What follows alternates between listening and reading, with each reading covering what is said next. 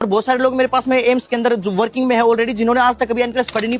Hello everyone, this है Pankaj Yadav, nursing officer AIIMS Delhi. तो बहुत सारे बच्चों के मेरे पास में मैसेज आते रहते हैं कि क्या सिर्फ एनक्लेस पढ़ने से ही हमारा सिलेक्शन हो सकता है या नोट सेट क्रैक हो सकता है। इसका मतलब तो ये हुआ कि सिर्फ यही कोचिंग हमें सिलेक्शन दिला सकती है और नहीं दिला सकती। ऐसा कहीं कुछ नहीं लिखा हुआ है। बहुत सारी मार्केट के अंदर बुक्स है, बहुत सारी मार्केट के अंदर कोचिंग है।